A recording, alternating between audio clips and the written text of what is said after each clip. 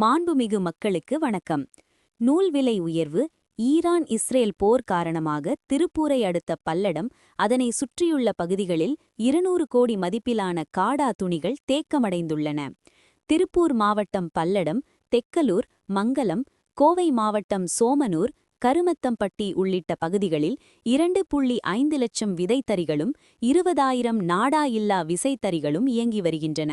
இதன் மூலம் தினமும் 2 கோடி மீட்டர் அளவுக்கு காடா துணிகள் உற்பத்தியாகின்றன. இந்த தொழிலில் நேரடியாகவும் மறைமுகமாகவும் 4 லட்சம் பேர் வேலைவாய்ப்பை பெறுகின்றனர். குறிப்பாக ஜவுளித் தொழிலில் விசைத்தறி துணி உற்பத்தி மிக முக்கியமான அங்கம் வகிக்கிறது. விசைத்தறி ஜவுளி துணி உற்பத்தியில் இந்திய அளவில் மகாராஷ்டிரம் முதலிடத்திலும் தமிழ்நாடு 2வது இடத்திலும் உள்ளன.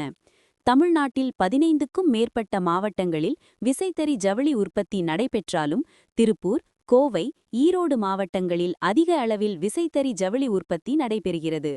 இந்நிலையில் நூல் விலை உயர்வு, பஞ்சு ஏற்றுமதி, ஆட்கள் பற்றாக்குறை, உற்பத்தி செய்த துணிக்கு உரிய விலை கிடைக்காதது என பல்வேறு பிரச்சினைகளால் விசைத்தறி ஜவுளி தொழில் நலிவடைந்து வருகிறது. இது குறித்து பல்லடத்தை சேர்ந்த ஜவுளி உற்பத்தியாளர்கள் கூறியதாவது: மேற்கு ஆசிய போர் காரணமாக கப்பல் போக்குவரத்து ரத்து செய்யப்பட்டுள்ளது. இதன் காரணமாக ஏற்கனவே அனுப்பிய சரக்குகளும் வாங்கியவர்களை சென்றடையவில்லை. அதேபோல் நூல் விலையும் உயர்ந்துள்ளது.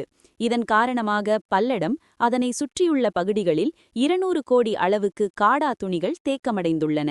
இதனால் காடா துணி உற்பத்தி 50% அளவுக்கு குறைக்கப்பட்டுள்ளது.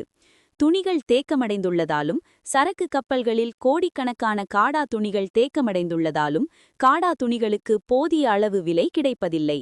ஆகவே சரக்கு கப்பல் போக்குவரத்து சீரடைந்து நூல் விலை குறைந்தால் உற்பத்தியை அதிகரிக்க திட்டமிட்டுள்ளோம் என்றனர். இதுபோன்ற செய்திகளுக்கு இந்த சேனலை சப்ஸ்கிரைப் பண்ணுங்க. நன்றி.